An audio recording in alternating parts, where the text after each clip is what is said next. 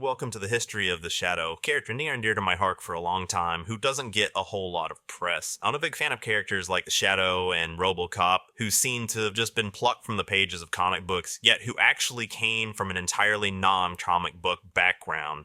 Without further delay, let's take a look at where this classic character came from. The story of the Shadow begins with Street and Smith Publications, a magazine publisher that produced magazines featuring popular fiction stories for the masses that are today known affectionately as the Pulps. In an attempt to promote their publication, Detective Story Magazine, they turned to a booming new medium, radio. Street and Smith Publications hired David Chrisman and writer William Street to adapt the magazine stories into a new radio series. They felt that the upcoming series should be narrated by a mysterious storyteller with a sinister voice. One of their scriptwriters suggests an ideal name for the phantom announcer, The Shadow. Beginning on July 31st, 1930, The Shadow debuted as the narrator of the Detective Story Hour. Although the company had hoped that the radio broadcast would boost the declining sales of Detective Story magazine, the result was quite different. Listeners found the sinister announcer much more compelling than the unrelated stories, and the Shadow himself began to grow in popularity. Readers began to ask Street and Smith where they could find magazines featuring this now popular character, even though he had never existed in print. In response, Street and Smith hired a young writer named Walter B. Gibson to write stories for the character. The Shadow's thrilling adventures produced a Pulp series that lasted for 18 years.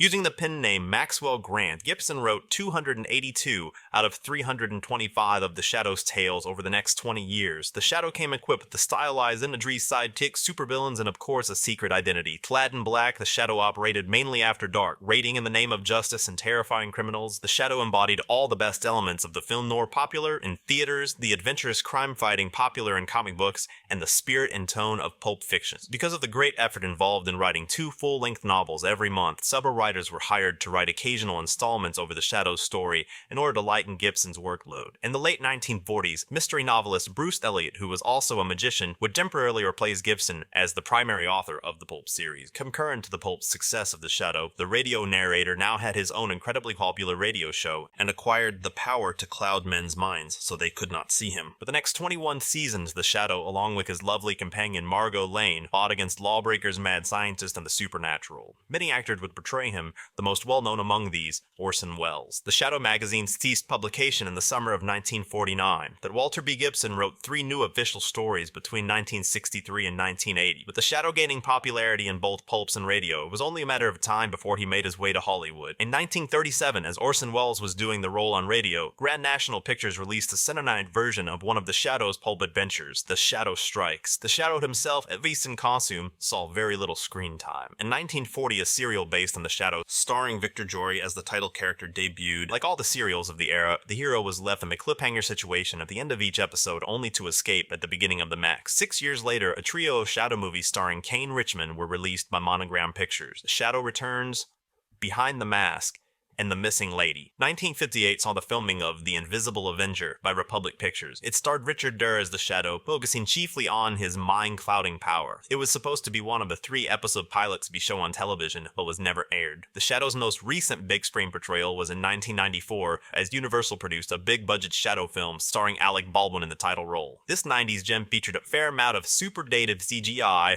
Understandably, it did not go over well with viewers who were used to more contemporary heroes on the screen. The film was also smeared by critics. However, to the eyes of a young child of the 90s who was at least discerning enough to determine that Phantom movie they made 3 years later was a total pile of shit, man, this shit ruled. Of course, Liam Neeson could have popped up at any time and killed them both, but, whatever. Perhaps the most enduring, yet least consistent version of the Shadow is that which landed in the form of comic books. Much like RoboCop, the character seems tailor-made for the art form, almost as though ripped from the pages of comics, but just like our favorite cyborg law enforcer, this character has hopped around from publisher to publisher over the years with varying portrayals and levels of success. The Shadow first appeared in comic form from 1940 to 1949. The villains were mostly fantastic, out-of-this-world beings whom the Shadow fought every month. The Shadow's pulp author, Walter B. Gibson, wrote most of these stories with numerous artists illustrating the title. Gibson and Green also teamed to produce the newspaper comic strip featuring the Shadow during that time. The strip lasted from 1940 to 1942 and was based on the same pulp novels by Gibson. After the series folded, Archie Comics took over the adventure series in the 1960s. Their version disappointed many fans as it depicted their favorite character in tights and brandishing gadgets such as air-jet-powered boots. The series was cancelled after only 8 issues. DC Comics resurrected the title in the 1970s with a version that was true to the Shadow's original appearances. The series was written written by Dennis O'Neil and featured perhaps Shadow's most memorable artist, Mike Kaluta. The series ran for 12 issues, with the Shadow also making a special appearance in 2 Batman comics, number 253 and number 259, where it is implied the Shadow was an inspiration for Batman.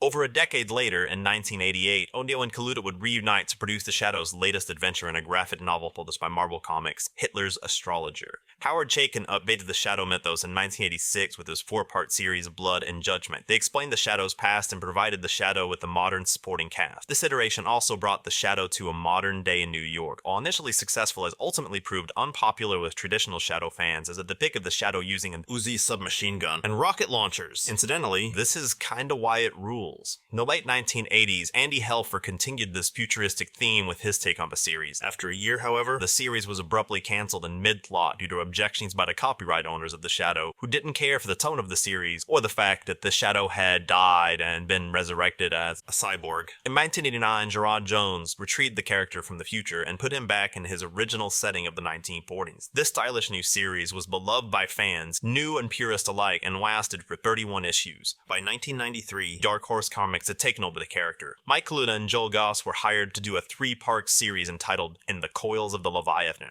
The following year, the arrival of the movie starring Alec Baldwin caused a brief surge in comic book adventures written by Kaluta and Goss.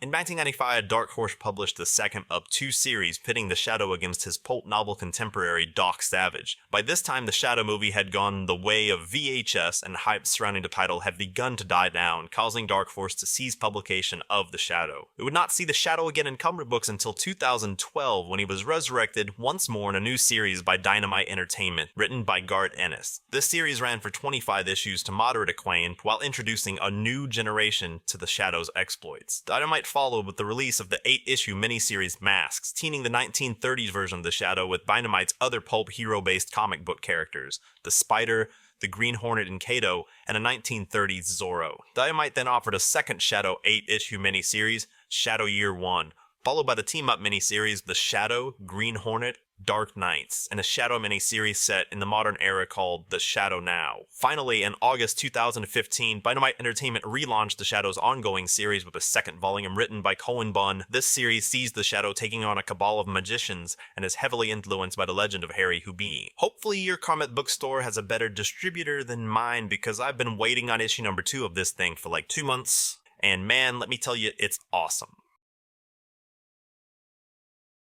So, this is a remastering of an old video that I did about a decade ago, and that's why it ended there.